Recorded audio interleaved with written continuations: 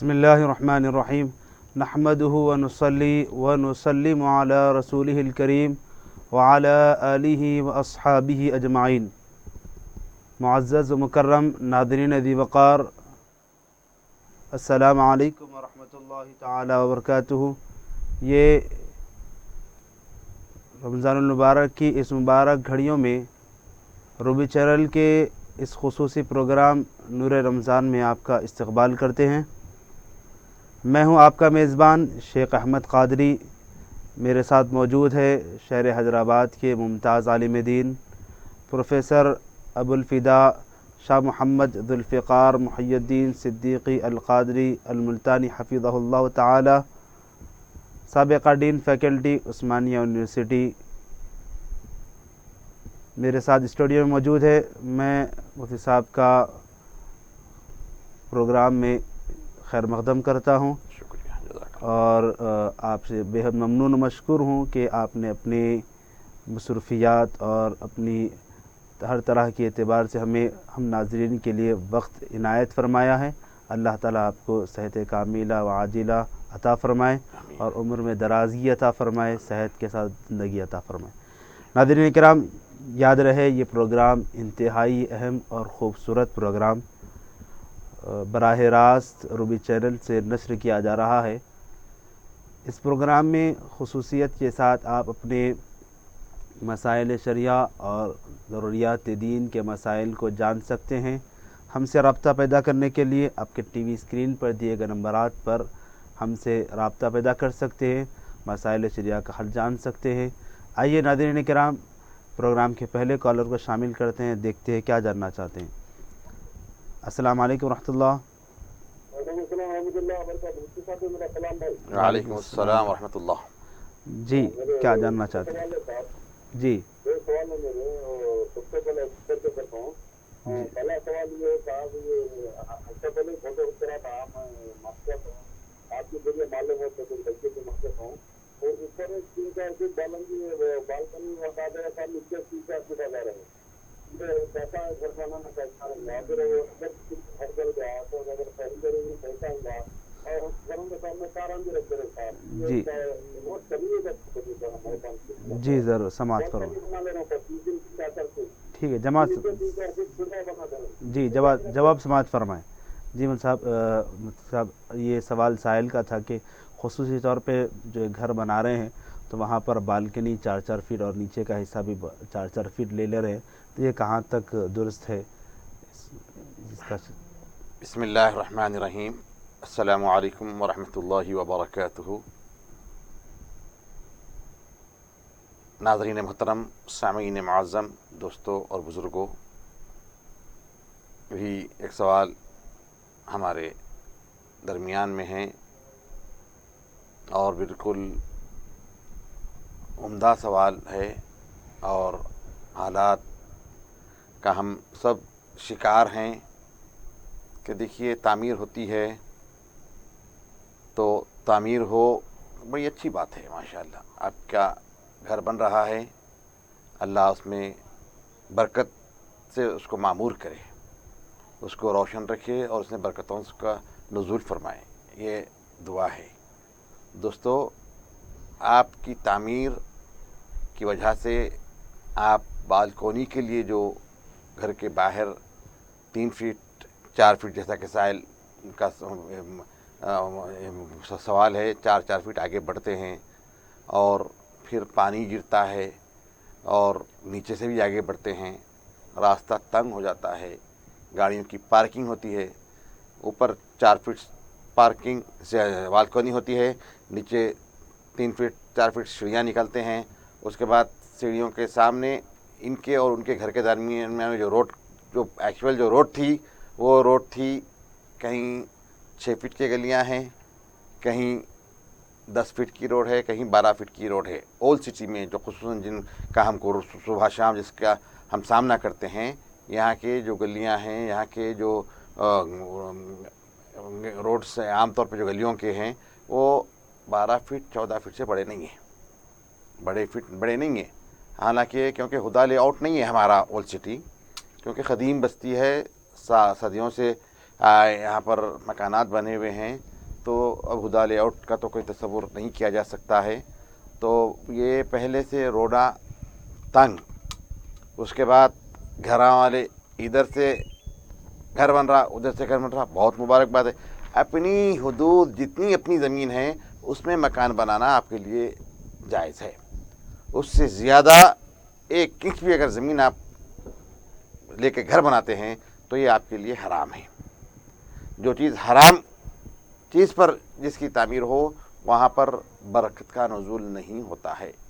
ٹھیک ہے, کسی اور کی نہیں, گورنمنٹ کی ہے, عوام کی ہے. جو روڈ ہوتی ہے وہ عوام کی ہوتی ہے. تو آپ عوام کے لیے تو 1 فٹ پیچھے ہٹ کے بنا سکتے ہیں. آپ عوام کے لیے اگر آپ 1 فٹ پیچھے ہٹیں گے تو آپ کو بھی فائدہ ہے اس میں اور لوگوں کے لیے بھی فائدہ ہے. لیکن ٹھیک ہے بھائی 1 فٹ پیچھے مت ہٹیجیے, ہم آپ سے نہیں کہیں گے کیونکہ آپ کیا مالک ہے, آپ کی جتنی ہیں آپ اتنے میں ہی اپنا گھر بنائیے, اس سے آگے مت بڑھیجیے خدا را. اور ٹھیک ہے نیچے آپ نے اپنے زمین کی حد تک گھر بنایا, اوپر آگے بڑھنے کا بھی آپ کو کوئی جواز نہیں ہے. اوپر بھی آگے بڑھنے کا نہ قانونی جواز ہے, نہ اخلاقی جواز ہے, نہ شرعی طور پہ اس کی اجازت ہے. تو جو چیز شرعی طور پہ اجازت نہیں ہے تو دوستو وہ بھی حرام ہے, وہ بھی گناہ ہے. کیوں کہ اس کی وجہ سے لوگوں کو تکلیف ہوتی ہے, لوگوں کو تکلیف ہوتی ہے. لوگوں کے لیے دھوپ آتی ہے, دھوپ کا آپ رستہ حائل کر رہے ہیں. لوگوں کے لیے بارش کا پانی جو آتا ہے وہ زمین پر براست گرتا ہے. آپ گھراں بنا رہے ہیں, پھر پرنالے 12 فٹ کا پائپ لگا کے نیچے نہیں چھوڑتے, وہیں سے پرنالہ چھوڑ دیتے. کس کے اوپر بھی گرو, کبھی بھی گرو, کیا بھی گرو. تو بہرحال ہم کو تھوڑا سا سنجیدگی سے لینا ہے. یہ مزاج چلنے والا نہیں ہے, یہ مزاج چلنے والا نہیں ہے. اس کے نقصانات ہم بھگتیں گے اور اس سے ہم کو احتیاط کرنا ہے. گھر بنائیے تو آپ بالکل اپنی زمین میں بنائیے, لوگوں کا بھی خیال رکھیے, پڑوسیوں کا بھی خیال رکھیے. اس کے بعد آپ گھر بنائیے, آپ کے گھر میں برکت ہوگی, ہر کوئی آپ کے لیے دعا کرے گا. جی آپ کا دوسرا سوال. میرا دوسرا سوال ہے میں پیسہ میرے رشتے داروں میں دیکھا ہوں, ہمیں نام میں بلا کر رہا ہوں, انہیں جہاں تک گورنمنٹ نوکری کی بچی ہے اتنی بات کر کے شادی کرے نا, تنخواہ پوری میرے کو دینا اور ندا کرے, میری تنخواہ سے کھا رہے ہیں, کیا یہاں پر کرنا پیسہ اسلام اور بہت سی چیزوں کے بارے میں تو سب چیزوں کو رشتےداروں کو جو ہوتا گورنمنٹ نوکری ہے کرنا ہے تو ایسا کرنا کیا ہے, عورت کی سمجھ کھانا چاہیے کیا ہے, اور بہتر جی جواب شادی کرو جواب سماعت فرمائیں. جی مفتی صاحب, یہ سائل کا سوال تھا کہ خصوصی طور پہ جہاں پر گورنمنٹ جابس لڑکیوں کو لگتی ہے تو ان کی شادی کے بعد ان کے سسرال کا یہ کہنا ہوتا ہے شوہر کا کہ جو بھی تنخواہ آئے گی وہ تنخواہ مکمل ہمیں دے دی جائے. یہ کہاں تک درست ہے؟ ماشاء اللہ, اچھا سوال ہے. دیکھیے جس کے مال کے وہ مالک ہیں. دیکھیے بنیادی اس کی بات کیا ہے, مال جس کا ہے وہی مالک ہے. اب وہ اگر اپنے گھر سے جہیز کا سامان لائی ہے تو یقیناً وہ وہی مالک ہے اس کی. اب وہ تنخواہ یافتہ ہے, ملازمہ ہے, ٹیچر ہے, جو بھی ہے, سرکاری ہو یا خانگی ہو, جو تنخواہ ہے وہ مینوان پوری تنخواہ کی مالکہ وہی ہے. کون ہے؟ جو کما رہی ہے, جو اسکول جا رہی ہے, پڑھا رہی ہے, یا کوئی اور دفتری کام انجام دے رہی ہے, یا دواخانے میں ڈاکٹر ہے یا نرس ہے یا جو بھی ہے. بہرحال تو جو کما رہی ہے پیسہ اسی کا ہے.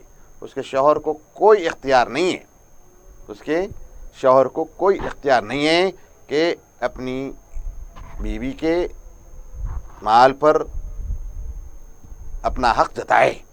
اپنا حق جتانے کا مطلق اس کے شوہر کو حکم نہیں ہے. ٹھیک ہے, میوچل انڈرسٹینڈنگ سے چل رہی ہے, دونوں کے طرفین کی رضامندی سے. کوئی دیکھیے گھر جو چلتا ہے دو میاں بیوی کی دونوں کی رضامندی سے چلتا ہے. اب عورت ہے, اس کے اپنے ضروریات ہیں, اس کی اپنا مزاج ہے. تو اس صورت میں اگر وہ اپنے شوہر کو مختار کر رہی ہے تو اس عورت کے مال میں بدنیتی کے ساتھ یا غبن شوہر کرنے کا شوہر کو اجازت نہیں ہے. اس کا پیسہ اس کی مرضی سے آپ اگر شوہر بیوی اجازت دے تو اس چیز کی اجازت شوہر کو ہے. بیوی کیونکہ عورت ہوتی ہے پیسے رکھتی ہے تو دونوں میاں بیوی کچھ پیسہ اگر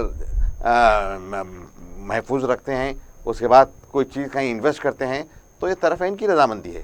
اس کا مطلب یہ نہیں کہ شوہر اپنی بیوی کی مرضی کے خلاف کوئی عمل کرے, یہ کسی قسم کی اجازت نہیں ہے. اور دوسری بات, اس کے پیسہ خرچ کرنے کا تو شوہر کو اپنے پر یا اپنے ماں باپ یا اپنے عزیز و اقارب پر خرچ کرنے کا کیا جواز ہے بھائی؟ آپ کمائیے, آپ کیجیے, آپ اپنا صرف آپ پوری طریقے سے کمائیے. بلکہ اس کے باوجود عورت کماتی ہے, اس کے باوجود اس کا کھانا, اس کا لباس, اس کا گھر, یہ تین, روٹی کپڑا مکان, یہ شوہر کی ہی ذمہ داری ہے. باوجود عورت کمانے کے یہ تین ذمہ داریاں شوہر کے ہی ہے, شوہر ہی انجام دے. تو بہرحال عام طور پہ جو دیکھنے میں آتا ہے کہ بیوی کماتی ہے تو شوہر اور بیوی اپنی ایک رائے ہو کر کوئی کام کرتے ہیں. ایسا کام کرنے میں برکت بھی ہے اور ایسا کام کرنا درست بھی ہے. جی, آپ کے سوالات کے جوابات پہنچے, جزاک اللہ خیر. جی ناظرین کرام, آپ نے ابھی بہت ہی اہم سوالات کے جوابات سماعت فرمائے ہیں. یہ ایک مختصر سا اہم پروگرام جو رمضان المبارک کی اس مبارک ساعتوں کے اندر اس میں خصوصیت کے ساتھ اب ہم آپ کے کالز کو شامل کرتے ہیں. آپ کے کالز کو اس پروگرام کا حصہ بنایا جاتا ہے اور مسائل شرعیہ کی واقفیت کا مکمل انتظام ہوتا ہے.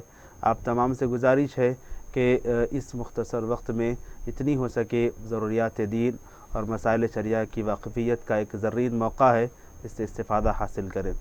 ناظرین کرام, میں یہی سوال کے تحت ایک سوال مفتی صاحب سے عرض کروں گا کہ خصوصیت کے ساتھ جو حالات ابھی سائل نے سوال کیا, جو روڈ پر اور جو ہے کنسٹرکشنز کے کام کرتے ہیں, آگے بڑھ کر کے بناتے ہیں, تو یہی تناظر میں ہم دیکھ رہے ہیں کہ آج حالات شہر کے حیدرآباد کے باہر کے جو حالات رہے ہیں مسلمانوں کے خصوصی طور پر, کہ اس میں کہاں تک ہمیں جو ہے احتیاط برتنی چاہیے کہ جہاں دیکھا جا رہا ہے کہ مساجد پر بلڈوزر چلائے جا رہے ہیں یہی غیر قانونی جو ہے جائیدادوں کے نام لے کر, اور دوسری جہاں پر اذان کے متعلق یہ چیزیں چل رہی ہے, تو خاص طور پہ مساجد کا جو مسئلہ جو ہے رواں دواں ہے, اس تناظر میں اگر مفتی صاحب اپنا مطمع نظر اگر بیان فرمائیں. دیکھیے, اب بالکل فریش اور کرنٹ ہمارے درمیان جو بات ہے, جہانگیر پوری کی خبریں گشت کر رہی ہیں. میڈیا, اخبار ہو یا میڈیا کا کوئی بھی ٹی وی ہو یا سوشل میڈیا ہو, اس میں سب فی الوقت جہانگیر پوری کی خبریں نمایاں ہیں. دیکھیے آپ, جہانگیر پوری کی جو وقت آ رہی ہے, جو بلڈوزرز چلائے گئے ہیں یہاں پر, کیونکہ میں نے تو شخصی طور پہ وہاں پر جا کر کوئی چیز مشاہدہ نہیں کیا, نہ وہاں کے لوگوں سے مجھ سے کچھ معلومات حاصل ہوئی. اخباری اطلاعات جو بتائی جا رہی ہے کہ انہوں نے بلڈوزرز جو چلایا ہے, جو اپنے گھر سے آگے, اپنی زمین نہیں, مسجد کی بھی جو فوٹوز آئی ہیں وہ مسجد کے ایریے میں انہوں نے بلڈوزرز نہیں چلایا, مسجد کے باہر جو ایریا قبضہ کیا گیا تھا. نہیں, کیا ہے, مسجد بنتی ہے, مسجد کی ایک عمارت ہوتی ہے, اب اس کے اطراف آ کے مختلف لوگ اپنا کاروبار جما لیتے ہیں, 4 فٹ 8 فٹ 10 فٹ تک اس کے اوپر قبضہ کر لیتے ہیں. تو بہرحال یہ قبضہ تو درست نہیں ہے. جو مسجد کی جگہ میں اگر کوئی ملکی بن رہی ہے تو یہ مسجد میں اس کو ملکی بنانا درست ہے, لیکن جو مسجد کے حدود کے باہر ہے, مسجد کی زمین جتنی ہے وہ متعین ہے, وقف رجسٹر میں مندرج ہے, لکھی ہوئی ہے. تو دوستو, اس کو ہٹ کر مسجد کے نام پر ہم ادھر 10 فٹ کے ملیاں ادھر 10 فٹ کے ملیاں یہ بنانا ہے, تو اس کی شریعت بھی اجازت نہیں دیتی ہے. اس کی شرعیت بھی اس کی اجازت نہیں دیتی, کیونکہ یہ عوام کا رستہ ہے. عوام کے لیے تو عوام کی سہولت کے لیے کیا کیا شرعی طور پر اجازتیں ہیں وہ ایک الگ سوال ہے. جائے کہ آپ عوام کی اس پر قبضہ کر کے آپ وہ کریں. کرنے والے نے بدنیتی سے کیا, اس کے کیا کیا عزائم, کیا کیا اس کے ارادے ہیں, اللہ بہتر جانتا ہے. تو بہرحال ہم اس عمل کی تائید نہیں کرتے ہیں، کیوں کہ وہاں پر بغیر دیکھیے آپ کو پورا اختیار ہے، جو گورنمنٹ کی جگہ پر کسی کا قبضہ ہے تو اس کے لیے نوٹس دی جاتی ہے، قاعدہ ہے، جنگل راج نہیں ہے، یہ انسانوں کی بستی ہے، انسان رہتے ہیں، ہم کلچرڈ تہذیب ہے، ہندوستان کی تہذیب قدیم ہے، آپ کو دیگر اقوام اور دیگر ممالک کے لوگوں کی تہذیب کا آپ کو اتنا دستاویزی ثبوت نہیں ملتا، لیکن ہندوستان کی تہذیب کا آپ کو دستاویزی صدیوں سے اس کی دستاویزی ثبوت ہمارے پاس موجود ہے، بڑی مہذب قوم ہے۔ تو ایسے میں ہم اس کے غیر انسانی سلوک کر کے لوگوں کو جس حال میں ہیں نکال کے پھینک رہے ہیں، بلڈوزر چلا رہے ہیں، اور نہ جانے ان کے گھر املاک تباہ ہو رہے ہیں، ان کے کاروبار خراب ہو رہے ہیں، ان کا گھر کے لیے سامان دیکھیے آپ فوٹوز میں بتا رہا ہے، فریج ہے، گھر کے سامان ہیں، چولہا ہے، برتن ہیں، پلنگ ہے، الماریاں ہیں، سب کے سب تباہ و تاراج ہو گیا ہے۔ تو حکام ہیں تھوڑا موقع دیں، مہلت دیں، نوٹس دیں ان کو، نوٹس تو کمپلسری ہے، بغیر نوٹس کے امیڈیٹ جا کر ہم کسی کو بھی کوئی رات کے 12 بجے جا کے ہم دن بل کے ہم کوئی کام ختم نہیں کر سکتے، ہم دن کے اجالے میں ان کو باخبر کر کے ان کو نوٹس دے کر ان کو متبادل جگہ کا انتظام کرنے کے لیے ٹائم دے کر اس کے بعد آپ اپنا کام کر سکتے ہیں، کریے۔ تو یہ سب صورت کا حال کئی کو ہو رہی ہے، یہی جو سوال ہمارے پاس جو آیا تھا اور مولانا بھی اسی سوال کا طرف ہم کو اشارہ کیا کہ ہم اپنے حدود میں رہے تو آپ کو کوئی ڈسٹرب نہیں کرتا، آپ اپنی زمین میں گھر بنائیے، آپ اپنی زمین میں بالکونی رکھیے، آپ اپنی زمین میں سیڑھیاں رکھیے، کسی مجال ہے کہ آپ کی زمین میں آپ مداخلت کریں، آپ کو پورا حق ہے، آپ کو قانونی طور پہ حق ہے، آپ کو بلدیہ آپ کا سپورٹ کرتا ہے، آپ کورٹ کو جا کے اسٹے لے سکتے ہیں، آپ کو کیونکہ وہ چیز آپ کی ہے، اگر گورنمنٹ بھی اس کو لینا چاہتی ہے تو گورنمنٹ کو متبادل اس کی رقم دینا پڑتا ہے، جو بھی زمین کی مارکیٹ ویلو ہے گورنمنٹ وہ دے کے آپ سے آپ کی زمین لیتی ہے، کب؟ جب آپ اس کے مالک ہیں، تو جب آپ اس کے مالکانہ حقوق کے جو دستاویز ہے وہ آپ بتائیں تو، اور جو قبضے کے معاملے ہیں اس کو کیا کر سکتے ہیں، اس کو کوئی کچھ نہیں کر سکتے ہیں۔ تو ہم کو بڑا دیکھیے ہم معاشی طور پہ بہت کمزور ہیں، مسلمان کا معاشی جو صورتحال ہے انتہائی کمزور ہے۔ تو دوستو اس طور پہ اگر کوئی گھر بناتا ہے تو کدھر سے گھر بناتا ہوگا، کیسا گھر بناتا ہوگا، مقروض ہوتا ہے۔ RCC کا گھر اگر کوئی بنا لیا، گراؤنڈ فلور بھی اگر بنا لیا تو دوستو اگر 100 گز پہ اگر گراؤنڈ فلور بنا رہا ہے تو 15 لاکھ روپے کا خرچہ ہے، 14 سے 15 لاکھ روپے کا خرچہ آتا ہے 100 گز کے گھر زمین پر۔ کہاں سے لاتا ہے ایک عام آدمی کہاں سے لاتا، اور اس کو لا کے بلڈوزر کے ساتھ دن کے ساتھ پورا زمین دوز کر دیا جا رہا ہے، کیوں کہ آپ نے ایک تو آپ کی زمین کے دستاویزات آپ کے پاس مضبوط نہیں ہے، مستحکم نہیں ہے، دوسری بات یہ ہے کہ آپ نے پرمیشن بھی نہیں لیا، پرمیشن بھی ضروری ہے۔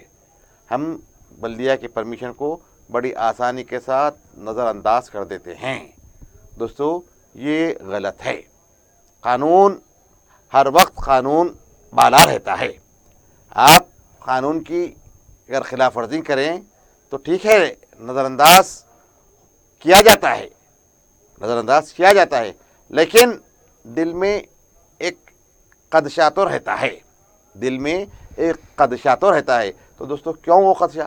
پرمیشن آسانی سے مل رہا ہے، تعمیر گھر بنانے کے لیے پرمیشن کے لیے آپ کو بلدیہ کے چکر بھی کاٹنا نہیں پڑ رہا ہے، آپ کو موٹی رقم دینے کی بھی ضرورت نہیں پڑ رہی ہے، آن لائن آپ کسی آرکیٹیکچر کو پکڑ کے اپنے گھر کا پیپرز دے دیجئے اور اپنا گھر کا نقشہ بنوا لیجئے، آپ سبمٹ کر دیجئے، انشاءاللہ اپروول ہو کے آپ کو آ جائے گا، بتائے گا وہ کہ جو بھی بلدیہ کے قواعد ہیں وہ حساب سے ادھر اتنا چھوڑنے کے لیے وہ نہیں بتاتا ہے، تو وہ چھوڑ کے بنائیے، نہیں اگر آپ نے وہاں پر کچھ ڈنڈی مار لی تو اب آپ اتنا رسک لینا مناسب ہے۔ پھر بھی میں یہ کہتا ہوں کہ پھر بھی تھوڑا بہت رسک لینا مناسب ہے، پورا رسک لے لیے بولے تو بعد میں پھر آپ کا کوئی معاون نہیں ہو سکتا، آپ کا کوئی معاون نہیں ہو سکتا۔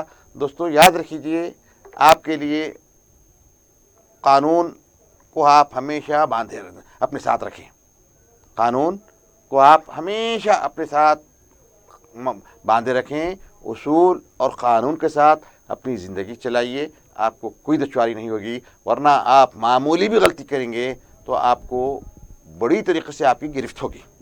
آپ کی غلطی معمولی رہے گی لیکن گرفت آپ کو بڑی سخت گرفت میں آپ کو لیا جائے گا۔ تو بہتر یہ ہے کہ ہم احتیاط کریں، آپ کا قانونی طور پہ آپ کو جو رائٹس ہے آپ اس کو استعمال کیجئے، اس طریقے سے اپنے تعمیرات کے لیے یہ کام کیجئے، اور خدا را اپنے اڑوس پڑوس کو تکلیف مت دیجیے۔ تعمیر کے دوران آپ اڑوس پڑوس کو خدا را تکلیف مت دیجیے، اور آگے ایک انچ بھی مت بڑھیجیے، اپنی زمین سے ایک انچ بھی آگے مت بڑھیجیے، بلکہ ہو سکتا تو تھوڑا لوگوں کے لیے آپ اگر کوئی گلی تنگ ہے، گاڑیاں آنے کے لیے دشواری ہو رہی ہے، کار وغیرہ کے لیے جانے کے لیے پرابلمس ہو رہے ہیں، تو دوستو ہو سکتا ہے دل بڑھا کر کے تھوڑی جگہ چھوڑ دیجیے، آپ کو بڑا اجر ملے گا، آپ کو بڑا اجر ملے گا۔ خیر الناس من ينفع الناس کے زمرے میں آئیں گے آپ۔ دنیا میں سب سے بہترین، تم میں سب سے بہترین وہ ہے جو لوگوں کو نفع کا ذریعہ بنے، لوگوں کو سہولت پہنچانے والا بن جائے۔ تو آپ لوگوں کے سہولت کا سامان مہیا کرنے کے لیے اس طریقے سے کریں، جائے کہ قبضہ کرنا یا آگے بڑھ جانا یا سیڑھیاں باہر رکھنا یا شجا باہر رکھنا یا پرنالے باہر چھوڑنا، ایسا مت کیجیے۔ جی مفتی صاحب جزاک اللہ خیر۔ ناظرین کرام، آپ نے بہت ہی اہم سوالات کے جوابات سماعت فرمائے ہیں۔ روزمرہ کی زندگی میں ہونے والے واقعات اور ہونے والی معاملات کے متعلق آپ نے بہت ہی اہم گفتگو سماعت فرمائی ہے۔ یاد رہے یہ پروگرام ایک مذہبی اور علمی پروگرام ہے، اس میں خصوصیت کے ساتھ جہاں پر مسائل شرعیہ پر گفتگو ہوتی ہے، ضروریات دین کے متعلق مسائل بتائے جاتے ہیں، وہیں پر کوشش کی جاتی ہے کہ ایام اور وقت کی مناسبت سے کچھ ٹاپکس کا انتخاب عمل میں آتا ہے، اس پر بصیرت افروز خطابات ہوتے ہیں۔ انشاءاللہ آج بھی اس پروگرام میں اس کو شامل کریں گے، مگر ابھی وقت ہے مختصر سے وقفے کا، پھر انشاءاللہ دوبارہ وقفے کے بعد ملاقات ہوگی اور اس میں خصوصی عنوان پر مفتی صاحب کے اہم نکات بیان ہوں گے۔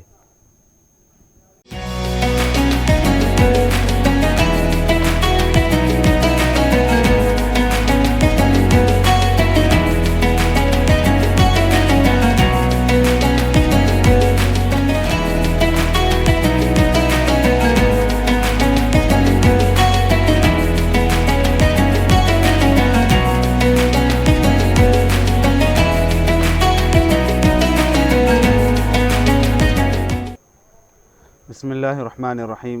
معزز ناظرین ذی وقار، السلام علیکم ورحمۃ اللہ وبرکاتہ۔ مختصر سے وقفے کے بعد دوبارہ اس انتہائی اہم اور خوبصورت پروگرام نور رمضان میں آپ کا استقبال ہے۔ جیسا کہ آپ جانتے ہیں، اس مختصر سے پروگرام میں جہاں پر فون کالز لیے جاتے ہیں، آپ اس پروگرام کا حصہ بنتے ہیں، وہیں پر ایک مخصوص اور انتہائی اہم عنوان کا انتخاب عمل میں آتا ہے۔ ناظرین کرام، آپ بھی اس انتہائی اہم اور خوبصورت پروگرام کا حصہ بن سکتے ہیں، اور اس پروگرام کا حصہ بننے کے لیے اپنے اسکرین پر دیے گئے نمبرات سے رابطہ پیدا کر سکتے ہیں اور ہم سے ربط پیدا کر کے اپنے مسائل شرعیہ اور ضروری مسائل سے واقفیت حاصل کر سکتے ہیں۔ ناظرین کرام، وقفے سے پہلے آپ نے اہم سوالات کے جوابات سماعت فرمائے تھے۔ اب آئیے میں مفتی صاحب سے گزارش کروں گا کہ آج کے پروگرام کے خصوصی عنوان کے تحت اپنی گفتگو فرمائیں۔ اعوذ باللہ من الشیطان الرجیم، بسم اللہ الرحمن الرحیم۔ محمد رسول اللہ والذین معاہ اشداء علی الکفار رحماء بینہم تراہم رکعا سجدا یبتغون فضلا من اللہ ورضوانا۔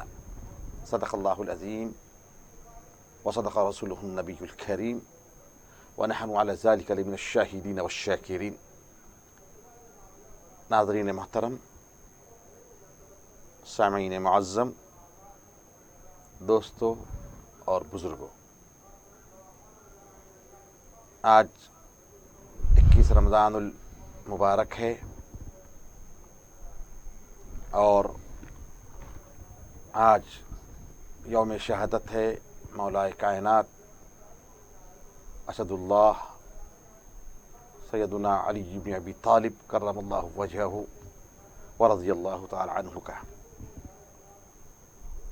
تو حضرت آج کا عنوان مولا کائنات ہی سے معنون ہے۔ ناظرین محترم، آدھے سے زیادہ وقت ہمارا ختم ہو چکا ہے، وقت تھوڑا بہت ہے، اختصار کے ساتھ کچھ باتیں آپ کے گوشے گزار کر دیتا ہوں۔ مولا کائنات کی شخصیت ایسی ہے جس کو سمجھنا آسان نہیں ہے۔ مولا کائنات کی ذات گرامی کو سمجھنا آسان نہیں ہے۔ دوستو، جو سمجھا وہی اہل السنہ ہے، اور جو نہیں سمجھا دوستو وہ فرقوں میں بٹ گیا ہے، وہ فرقوں میں بٹ گیا ہے۔ تو مولا کائنات کی خصوصی اور امتیازی شناخت کیا ہے، یہی میں بتا دیتا ہوں، جو دیگر سے مولا کائنات کو ممتاز کرتی ہے، دیگر سے مولا کائنات کو ممتاز کرتی ہے۔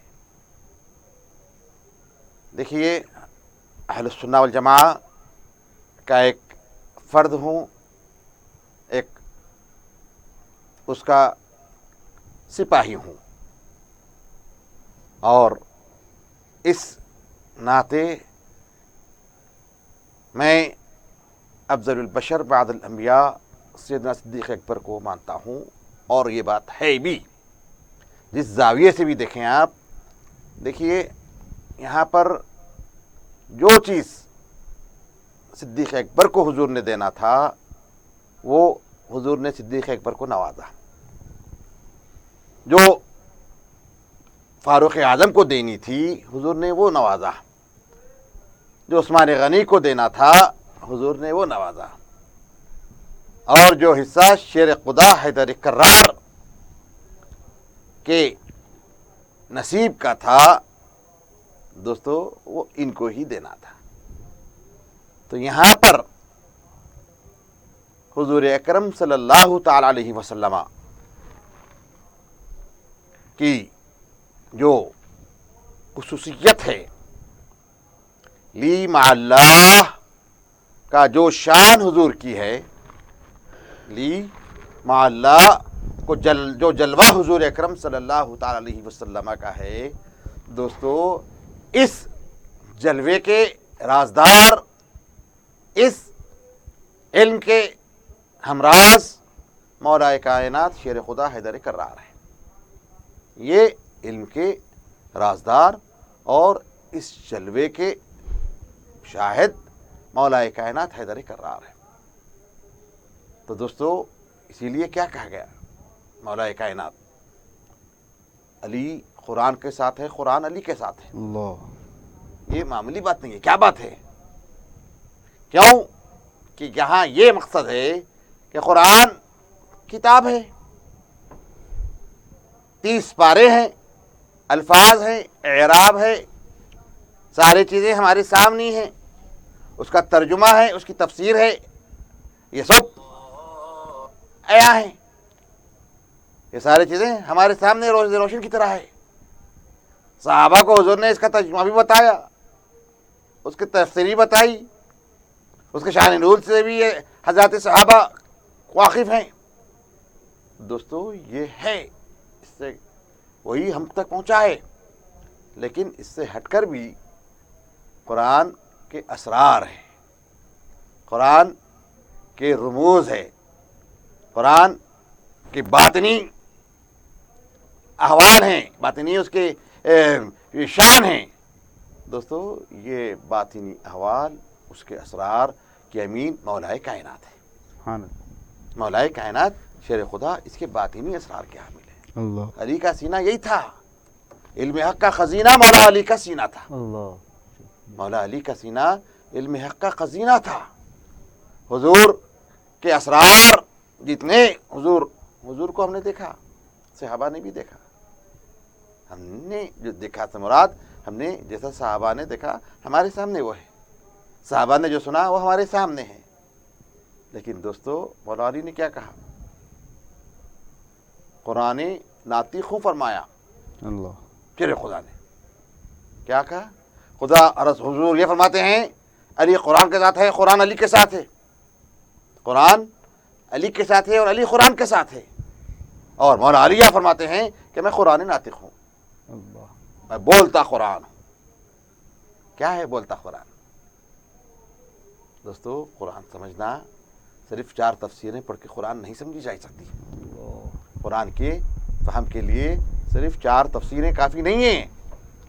قرآن کو سمجھنا ہو تو خود اقبال فرماتے ہیں جب تک نہ ہو تیرے قلب پر نزول کتاب, جب تک نہ ہو تیرے قلب پر نزول کتاب, گرا کشا ہے نہ راضی نہ صاحب کشاف. اللہ اکبر. نہ راضی نہ صاحب کشاف. آپ کو قرآن کی تفسیر بیان نہیں کر سکتے. الفاظ کے لیے آپ سمجھ جائیے, لیکن قرآن کلام اللہ ہے. قرآن کلام اللہ ہے.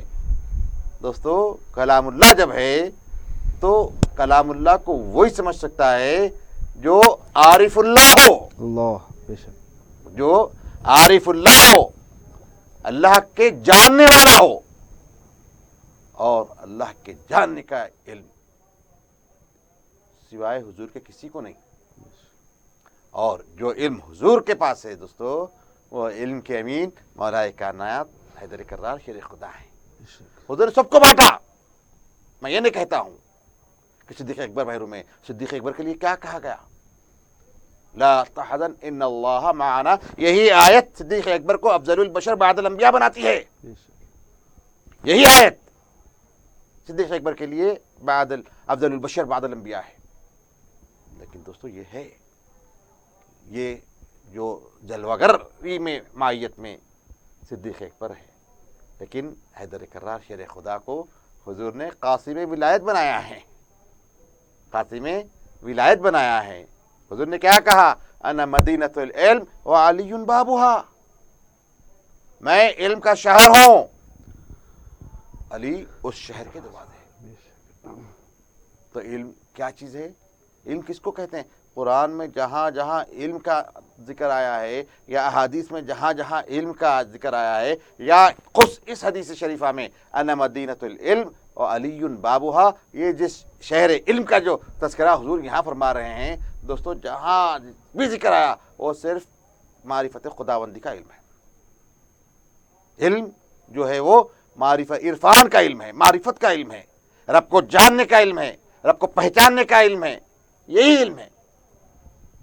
اور دیکھیے آپ جہاں جہاں قرآن میں نعبدو کا لفظ آیا, وما خلقت الجن والانس الا لیعبدون آیا, اور جہاں جہاں اس لفظ کے مترادفات یا اس لفظ کے دیگر جگہ اس کا استعمال ہوا, تو دوستو وہاں وہاں معرفت ہی کے معنی آتے ہیں. ابن رئیس المفسرین حضرت عباس کا ترجمہ دیکھیے آپ, وما خلقت الجن والانس الا لیعبدون. یعبدون کا ترجمہ ابن عباس فرماتے ہیں لیعرفون. ہم نے جن اور انس کو معرفت کے لیے, معرفت خداوندی کے لیے پیدا کیا ہے. مقصود یہی ہے ہماری پیدائش کا. اور معرفت کیسی ہو, کیسے اس کو جانیں؟ جانتے اس کو ہیں, جاننا اس کو چاہیے جس کو ہم جانتے ہیں. تو دوستو اس کو جاننا ہے, اس کو پہچاننا ہے. اب دیکھیے ایاک نعبد و ایاک نستعین. دیکھیے آپ ترجمہ آسان ہے, جانتے ہیں, بالکل مبتدی بھی جانتا ہے. ہم تیری ہی عبادت کرتے ہیں اور تجھ سے ہی مدد کے طلبگار ہیں. ہم تیری ہی عبادت کرتے ہیں اور ہم تجھ سے ہی مدد کے طلبگار ہیں. بالکل 100% درست, کوئی شک نہیں, کوئی اس میں حرج نہیں. لیکن دوستو اس نعبدو کو اگر ہم नारिफू के अंदाज में अगर तर्जुमा करें, मौला हम तेरी ही मारिफत के तलबगार हैं, नाबुदू नारिफू, क्योंकि ये तर्जुमा किसी और मकाम पे ने अपना से किया है, हम तेरी ही मदद, तेरी ही मारिफत के हम काश्तकार हैं, और इस मारिफत के लिए हम तुझसे मदद के दरख्वास्त गुजार हैं। मारिफत के लिए दोस्तों तड़प हो, ये इल्म फर्ज ऐन है। ये फर्ज ऐन किसको बोलते हैं? हर इंसान पर लाजमी है, मर्द हो, औरत हो, बच्चा हो, बच्ची हो, बूढ़ा हो, बूढ़ी हो, हर शख्स के लिए ज़रूरी है। और वो इल्म कौन सा है? ये इल्म हक़ है, मारिफत का इल्म है, मारिफत खुदाबंदी का इल्म है, जिस रब शिनासी का इल्म है। दोस्तों रब शिनासी है तो हमारी पैदाइश का मकसद है, और रब शिनासी के बगैर हम आए और यूं ही चले गए तो क्या है? उलाइका कल अनआम बल अज़ल्लु मिनहुम की मिज़दाक़ है। क्या जानवरों की तरह है, बल्कि जानवरों से गए गुजरे हैं। क्यों? कि हमने मकसूद खिलकत हासिल नहीं किया। पैदाइश का जो मकसूद है हमने उसको फुकदान, उसको गुमा दिया। तो मारिफत का अगर मारिफत खुदाबंदी चाहते हैं तो दोस्तों अली के दर से जाना होगा।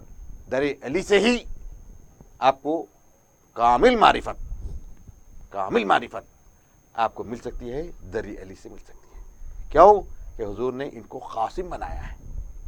हुजूर ने इस की तक़सीम के कलीद बरदार किसको बनाया? हुजूर ने मौला अली को बनाया।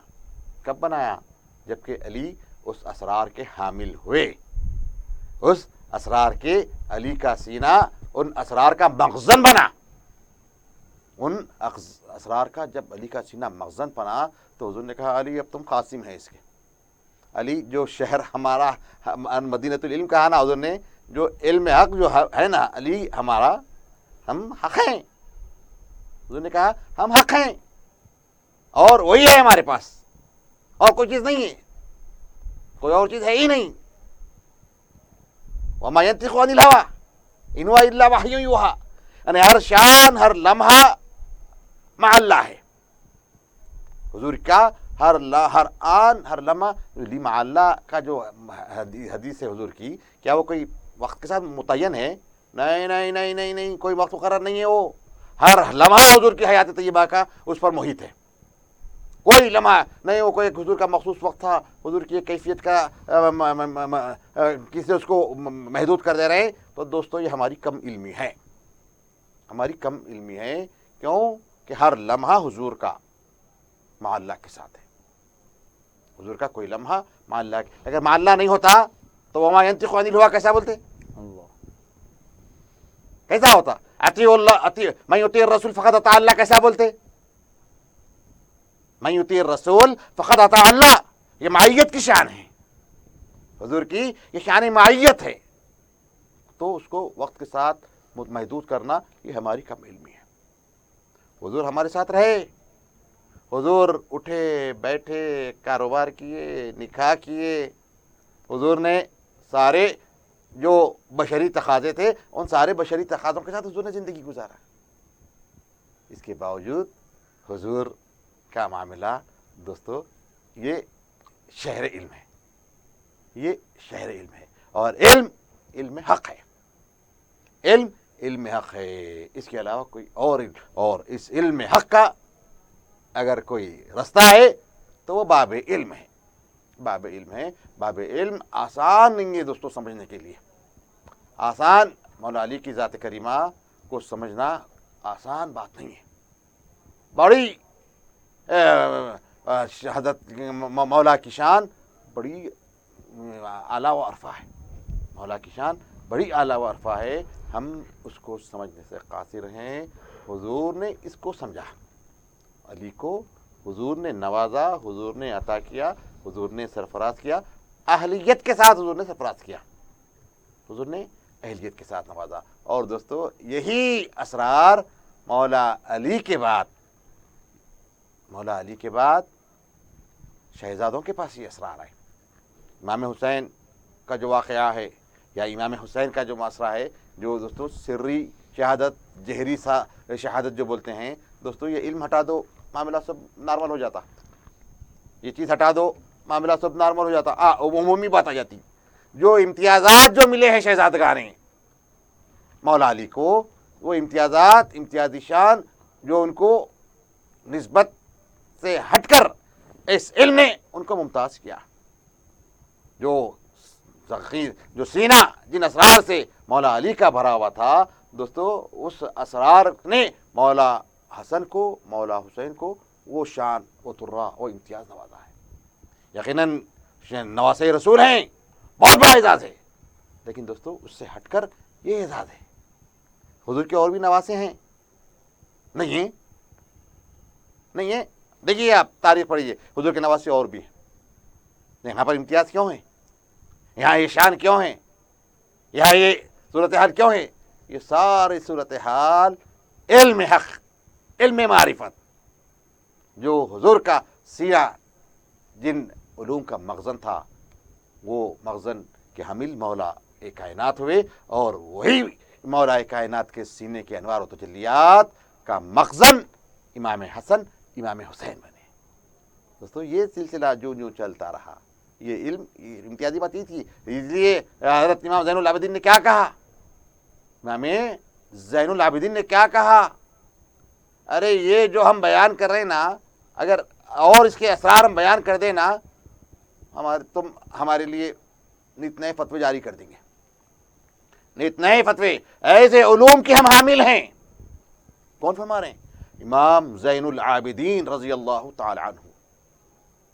دوستو جو پوترے ہیں مولا علی کے, علی ابن ابی طالب, حسین ابن علی, علی ابن الحسین, ہم نام علی جن کو زین العابدین کہتے ہیں, جو امام حسین کے صاحبزادے ہیں. تو دوستو یہ حاملین علم حق رہے ہیں, اہل بیت میں ہی یہ سلسلہ چلتے رہا. امام زین العابدین, اس کے بعد امام باقر اس مخزن کے امین بنے. امام جعفر صادق, دوستو امام جعفر صادق کی کیا شان تھی, امام باقر کی کیا شان تھی, کیا شان تھی. خانوادہ رسول کے تھے, اور بھی تھے کیا یہی افراد تھے, دیگر افراد نہیں تھے. ان کو امتیازی شان کیوں ملی, امتیازی خصوصیات کیوں ملی؟ اس لیے ملی کہ ان کے سینہ امین تھا اس کا, جو سینہ حضور کے سینے میں جو چیز تھی, جو چیز حضور کے سینے میں تھی, وہ چیز جو مولا کائنات کے سینے میں آئی دوستو, اس کا پرتو زین العابدین یا امام باقر یا امام جعفر صادق یا امام موسیٰ کاظم یا امام علی رضا, ان رات تک وہی چلتے رہا. ان کا سینہ سفینہ رہا, علم حق کا مخزن رہا, علم حق کا. حق سے علاوہ کوئی اور ان کی شان نہیں رہی. لی مع اللہ حضور کی شان ہے. دوستو اگر حق کی معیت تم کو مل جائے, وہ علم کے اسرار اگر تم جان لیں, تو دوستو حضور کے نالین پاک کے صدقے تم کو بھی لی مع اللہ کے زمرے میں تم بھی آ سکتے ہیں. حضور کے نالین پاک کے صدقے تم بھی آ سکتے لی مع اللہ کے زمرے میں. اور لی مع اللہ کا زمرہ محدود نہیں ہے, لمیٹڈ نہیں ہے, موقتی نہیں ہے, وہ موت تک تمہارے ساتھ ہے, موت کے بعد بھی تمہارے ساتھ ہے, کوئی لمحہ اس سے جدا گانا نہیں ہے. تو مولا کائنات کی شان یہی ہے علم. علی کی امتیازی شان علم ہے.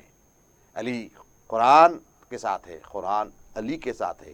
علی قرآن ناطق ہے, علی قرآن ناطق ہے. یعنی قرآن کو علی سے زیادہ کون بول سکتا ہے؟ کیوں کہ علی جانتے ہیں قرآن کیا ہے, علی جانتے ہیں قرآن کیا ہے. دوستو اس لیے حضور نے کہا کوثر تک یہ قرآن سے جدا نہیں, قرآن ان سے جدا نہیں, قرآن ان سے جدا نہیں, کیونکہ قرآن کے حامل یہی لوگ ہیں, حامل قرآن یہی ہے. اس لیے میری گفتگو جو ہوئے اس کا محور صرف علم حق ہے. علم حق ہی کے جلوے ہیں جو علی کے ہر لمحے میں جلوہ گر ہے. دوستو خیبر اکھاڑ پھینکا, خیبر اکھاڑ پھینکا, کون سی طاقت تھی, کون سی طاقت تھی؟ آسان بات نہیں ہے خیبر اکھاڑ پھینکنا. وہ طاقت حق کی تھی, حق کی طاقت تھی. جتنے معرکے آئے کل میں اس شخص کے ہاتھ میں حضور نے علم دینے کا کہا، کیوں؟ وہ طاقت علی کی حق کی تھی، حق کے ساتھ علی کا معاملہ ہے، علی واقف حق ہے، علی عارف حق ہے، علی کے گھر سے، علی کی چوکٹ سے معرفت کے دریا بہتے ہیں، تو اسی چوکٹ کو تھام لو، علی سمجھ میں آ جائیں گے۔ علی کو سمجھنا ہو تو معرفت کو، علم معرفت کو سمجھو، علیم کو جاننا ہو تو عرفان کیا چیز ہے اس کو جانو۔ جب عرفان کا بارے میں ہم کو کچھ اگر تھوڑی چیز ہم کے ہمارے سامنے آ جائے تو دوستو علی خود بخود کھل جاتے ہیں، علی نکھر جاتے ہیں۔ جب علی نکھرتے ہیں تو دوستو رمق برابر شان میں عثمان غنی کی فرق نہیں آئے گا، رمق برابر شان میں فاروق اعظم کی شان نہیں آئے گا، رمق برابر فرق صدیق اکبر کی شان میں آئے گا۔ صدیق اکبر افضل البشر ہے، فاروق اعظم صدیق اکبر کے بعد ہے، عثمان غنی فاروق اعظم کے بعد ہے، علی عثمان غنی کے بعد ہیں، یقیناً یہ سب ہیں، لیکن دوستو علی علی ہیں۔ اور ایک بات دوستو، حضور نے کیا کہا؟ رحمان رحیم کے ساتھ کیا لگانے کے لیے کہا؟ عبد الرحمن عبد الرحیم کہنا ہے، کیوں؟ کہ یہ صفات ذات ہی، ذات کے صفات ہے، جب صفات ذات ہے تو اب کا لگانا ہے۔ اور عبداللہ اللہ نہیں بولتے کس کو بھی عبداللہ بولتے، رحمان نہیں بولتے عبد الرحمان بولتے، عبد الرحیم بولتے۔ دوستو علی کیسا بولتے بتائیے آپ؟ علی کیسا بول سکتے؟ علی نہیں بول سکتے، لیکن علی بولے حضور نے، یا علی یا علی یا علی، جب بھی حضور نے خطاب کیا۔ عبدالعلی نہیں کہا، عبدالعلی نہیں کہا، مظہر جلوہ کردگار مولا علی، مظہر جلوہ کردگار مولا علی، مولا علی، مولا علی، بڑی غیر معمولی شان مولا علی کی ہے۔ دوستو اللہ ہم کو سرفرازی فرمائیں، علی کی محبت کب ہوگی؟ جب علی کو شناخت کرو، علی کو پہچانو۔ اگر بغیر پہچانے کے تم اگر علی علی کہہ رہے ہو تو دوستو تمہارا بولنا جھوٹا ہے، تمہارا بولنا جھوٹا ہے۔ یہی شان تھی حضور نے جب حجۃ الوداع سے آئے، من کنت مولاہ فہذا علی مولا فرمایا، علی کو ولایت سے سرفراز فرمایا۔ معمولی اعزاز ہے مولا علی کا، معمولی اعزاز ہے مولا علی کا، ولایت تامہ حضرت علی کو دیا حضور نے، اس کا انکار نہیں کر سکتے، اس کا انکار نہیں کر سکتے۔ تو ولایت تامہ کیا ہے؟ ولایت کس کو بولتے؟ ولایت کی ادنی شان کیا ہے؟ معرفت ہے، بغیر معرفت کی کوئی ولی بن ہی نہیں سکتا۔ اور یہاں ولایت کے سارے درجوں کے افق پر مولا علی ہے۔ کون پہنچایا؟ حضور نے پہنچایا، حضور نے پہنچایا۔ تو جتنے سلوک کے راستے ہو، جتنے ولایت کے ابواب ہوں، جتنی ولایت کے منازل ہوں، ان سب پر افق پر مولا علی آپ کو ہم کو نظر آئیں گے۔ تو یہ شان مولا علی کی، اللہ مولا علی کو سمجھنے کی توفیق سے ہم سب کو نوازے۔ جی مفتی صاحب جزاک اللہ خیر۔ ناظرین کرام، آپ نے بہت ہی اہم موضوع پر بہت ہی اہم نکات آپ نے سماعت فرمائے ہیں۔ اللہ تعالی ہم کو اس کو سمجھنے اور اس کے ادراک کی توفیق عطا فرمائے۔ ناظرین کرام، اب وقت ہے رخصت ہونے کا۔ ایک اہم پروگرام جو آپ نے آج سماعت فرمایا ہے، اللہ تعالی ہمیں جزائے خیر عطا فرمائے۔ اب وقت ہے رخصت ہونے کا، اجازت دے، انشاءاللہ پھر کل دوبارہ ملاقات ہوگی اسی خوبصورت پروگرام کے ساتھ۔ جزاک اللہ خیر، مع السلامہ۔